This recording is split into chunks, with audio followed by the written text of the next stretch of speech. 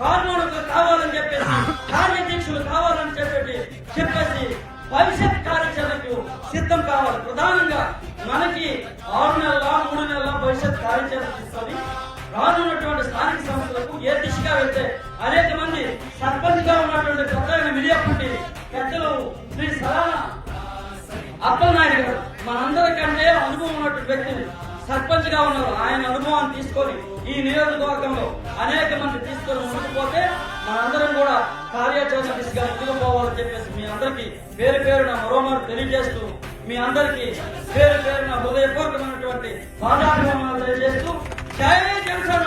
ఈ కార్యక్రమాన్ని ఇంత విజయవంతంగా చేసిన మన వాడవలస జన సైనికుల అందరికీ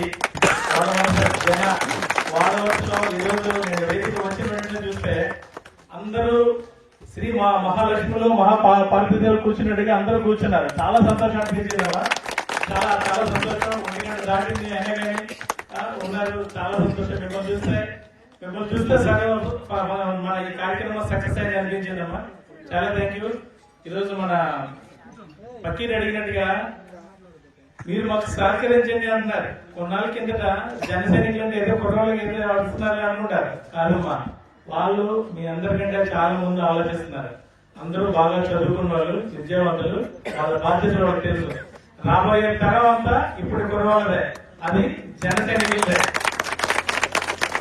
మీ వంతుగా మీరు వాళ్ళందరికీ సహకారం అందించండి. రాబోయే తరం ఇప్పట్లో ఇంత ముందులా కాకుండా మంచిగా చేయడం కోసం మన గౌరవ ఉప ముఖ్యమంత్రి పవన్ కళ్యాణ్ గారు అహర్నిశలు 24 hours పని చేస్తూనే ఉన్నారమ్మా. ఆ పనికి మన వంతు సహకారంగా మన గ్రామాన్ని ఆయనగా అర్పిద్దాం. ఈరోజు మనం జెండా ఆవిష్కరణ చేసుకున్నాం. జెండా అంటే అదేదో గల్ల ఎగిరే పతాకం మాత్రం కాదమ్మా, ఒక అన్యాయం జరుగుతున్నప్పుడు ప్రశ్నించే గొంతు అది. ఇక్కడ ఏదైనా అవసరం వస్తే, ఎవరికైనా సామాన్య ఒక అవసరం వస్తే అది ఒక ధైర్యం. జన సైనికుడు ఉంది, జన సైనికులు ఉన్నారు. మనకి ఏ సమస్య వచ్చినా నిస్వార్థంగా ఎలాంటి వాళ్ళకి లాభాపేక్ష లేకుండా మన కోసం ఫైట్ చేస్తారు అనే ఒక స్ఫూర్తి ఆ జెండా. ఏదో జెండా ఎగరేస్తే వెళ్ళాం కాదు, అది ఇక్కడ ఉన్నన్నాళ్ళు మీ ఊరికి మన గ్రామానికి అది ఎప్పుడు ఒక అండ, అది ఒక ధైర్యం. అది మాత్రం గుర్తుపెట్టుకోండి. ఎప్పుడు చూసినా మన పిల్లలు మన జన సైనికులు ఉన్నారనుకోండి. జన సైనికులు అందరూ రాష్ట్రం అంతా ఉన్నారు. జన సైనికులు వాడవలసి ఒకటే కాదు, పెరిగిపల్లి ఒకటే కాదు, ఎలంపటి కాదు, రాష్ట్రం అంతా జన సైనికులు ఉన్నారు. రాష్ట్రం అందరూ అండగా ఉన్నారని మాత్రం గుర్తించుకోండి. మన పవన్ కళ్యాణ్ గారు చెప్పినట్టు నీతివంతమైన రాజకీయాలు, రైతులకి భరోసా, యువతకి భవిష్యత్తు, ఎలాంటి అవినీతి లేని నాయకత్వం, కుల మతాలకు అతీతంగా ఉండే సమాజం, దీనికోసం ఆయన అహర్నిశలో ప్రయత్నిస్తున్నారమ్మా. దానికోసం మీ వంతుగా మీరు జనసేన సపోర్ట్ చేయండి. అట్లాంటి నవ సమాజం మన కోసం రెడీ చేయడం కోసం ఆయన కష్టపడుతున్నారు. అందులో మీ వంతుగా మీరు సహకరించండి. ఈరోజు జన సైనికులు మీరు ఒక భరోసా ఇవ్వండి. జన సైనికులు అంటే అలస్యంగా తిరిగే కుర్రవాళ్ళు ఎంత మాత్రం కాదు. మీరు ఒక భరోసా అది ఇవ్వాలంటే ముందు మీరు మీ లైఫ్ లో సెటిల్ అవ్వండి. మీరు ఒక డిగ్రీ కంప్లీట్ చేసి ఖాళీగా ఉండి తిరుగుతూ ఉంటే మీ మాట ఎవరు వినరు. ఇందాక మనం మాట్లాడుకున్నాం. అదే మీరు ఒక ఉద్యోగంలో చేసుకుని మీ కుటుంబాన్ని మీరు పోషించుకోండి, మీ తల్లిదండ్రులు మీరు గౌరవంగా చూసుకోండి. మీ మాట మీ ఇంట్లోనే కాదు, మీ చుట్టుపక్కల అందరూ వింటారు. అది మీరు చూసుకోండి. ఎవరిని సాధ్యపడదు, ఆడుకోవద్దు.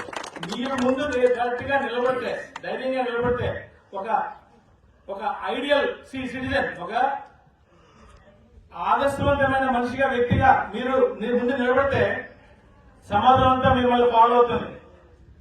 అది మీరు ముందు చేయండి. అది చేస్తే మీ ప్రతి సంకల్పం కూడా విజయంగా జరుగుతుంది. నిన్న మాట్లాడుకున్నాం, ఈరోజు జెండావిష్కరణ చేద్దామని. ఎట్లా చేస్తారో ఏంటో అనుకున్నాం. అందరినీ రప్పించేశారు ఇక్కడికి. ఇంత మంచిగా మొత్తం ఊళ్ళో అందరూ మహిళలందరూ కూర్చోబెట్టారు. ఈ సామర్థ్యం మీకు కనిపిస్తుంది కదమ్మా. బలంగా ఉండండి, ధైర్యంగా ఉండండి. మీ వెనక జనసేన ఉందమ్మా. ఎలాంటి అధైర్యపడదు. ప్రతి గడపకి ప్రతి ఒక్కరు కనీసం 10 నుంచి 20 మందిని జన సైనికులుగా తయారు చేయండి, వేరే మహిళలుగా తయారు చేయండి. జన సైనికులు మనం మాత్రమే కాదు, మనం ఒక్కొక్కరు ఒక నిప్పు రోగాలు ఉండాలి. అగ్గి కణికల్లో ఉండి ఒక 10 మంది 20 మందిని మనం రెడీ చేయాలి. అలా చేసి ఒక నూతన సమాజానికి రెడీ చేద్దామమ్మా. ఈ ఇందాక మన సోదరుడు అన్నట్టుగా అడుక్కోవద్దమ్మా. మన హక్కు మనం సాధించుకోవాలి, దెబ్బలాడి సాధించుకోవాలి. మనం ఏది అడుక్కోకూడదు. ఎవరు దయాలక్ష్యం ఎవరు బతకట్లేదు. ప్రతి ఒక్క మన ప్రాథమిక అవసరం, మన హక్కు. అది ఎవరో దయచేసి ఇవ్వాల్సింది కాదు. మన సర్పంచ్ గారు లాస్ట్ టైం చెప్పారు మన ఊరికి వాటర్ ట్యాంక్ కావాలని. నేను ఈ విషయం ఆల్రెడీ కలెక్టర్ గారితో మాట్లాడడం జరిగింది.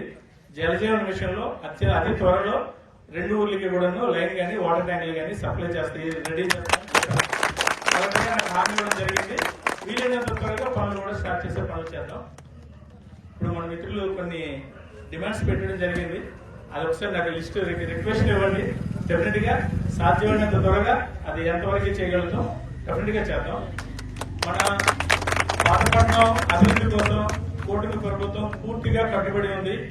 కూటమి ప్రభుత్వంలో ప్రత్యేకంగా పవన్ కళ్యాణ్ గారు పాతపట్నం మీద ప్రత్యేక దృష్టి సాధించి ఇక్కడ రెగ్యులర్ గా జరిగే అభివృద్ధి కాకుండా ఒక 10 కోట్ల రూపాయలు అడిషనల్ గా శాంక్షన్ చేస్తానని మాట్లాడడం జరిగింది.